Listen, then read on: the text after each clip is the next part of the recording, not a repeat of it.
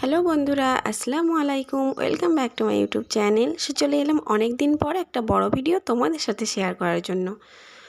আমি তো দিদিদের বাড়িতে ছিলাম, তোমরা তো ভিডিওটা নিশ্চয়ই দেখেছো। আমি দিদিদের বাড়িতে গিয়েছিলাম, ওখানেই আমার নেটওয়ার্কের প্রবলেমের জন্য আমি বেশি ভিডিও আপলোড করতে পারিনি, তাই আমি বাড়ি চলে এসেছি। এখান থেকেই সব ভিডিওগুলো আপলোড করব। তো আজকে আমরা বানাচ্ছি হাতে কাটা সেমাই, যেটাকে ক্ষীর সেমাইও বলে থাকি আমরা। তো প্রথমেই একটা নারকেল জিজু ফাটিয়ে দিল, তারপরে সেটাকে আমি ভালো করে কুড়ে নিচ্ছি। নিয়ে তারপরে দেখো, এটা আমার সবগুলোই করা হয়ে গেছে। যেহেতু নারকেলটা করা হয়ে গেছে, তাই চালের আটাটা ভালো করে চালনিতে চেলে নিয়ে তারপরে ওটাকে খুমির করে নিচ্ছে। তো তার জন্য একটা হাঁড়িতে গরম পানি বসিয়ে দিলাম, তার মধ্যে দিয়ে দিলাম সামান্য নুন। পানিটা যখন ফুটে উঠবে, ওতে আটাগুলো দিয়ে ভালো করে নেড়ে চেড়ে মিক্স করে নিতে হবে। এমনভাবে মিক্স করতে হবে যেন খুব একটা পাতলা না হয়ে যায়, তাহলে ভালো হবে না।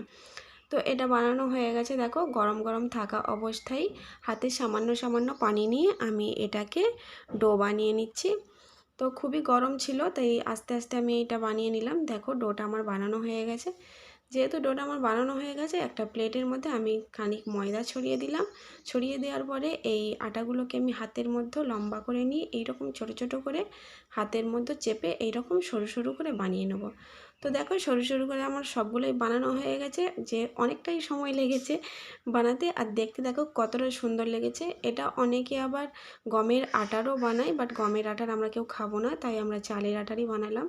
তো তারপরে এটাকে রান্না করার জন্য গ্যাসের মধ্যে হাঁড়ি বসিয়ে দিলাম, তার মধ্যে দিয়ে দিলাম পরিমাণ মতো পানি, এলাচের গুঁড়ো, পরিমাণ মতো চিনি ও লবণ।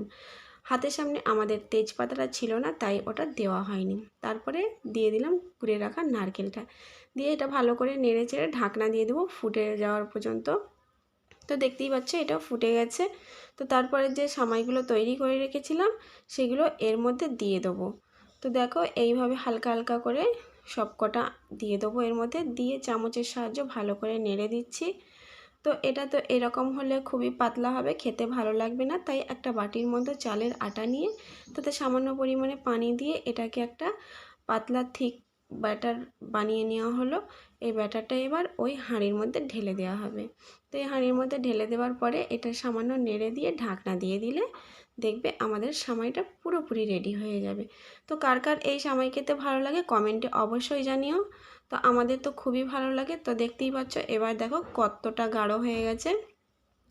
তো এই রকম গরম গরম এইবার বাটিতে পরিবেশন করলে খুবই টেস্টি লাগবে খেতে। তোমরা বাড়িতে এই রকম সময় অবশ্যই বানিয়ে দেখো। তো আজকের ভিডিওটা আমি এখানেই শেষ করলাম। ভিডিওটা ভালো লাগলে লাইক, কমেন্ট, শেয়ার এবং চ্যানেলটিকে অবশ্যই সাবস্ক্রাইব করে দেবেন। সবাই ভালো থাকবেন, সুস্থ থাকবেন। আল্লাহ হাফেজ।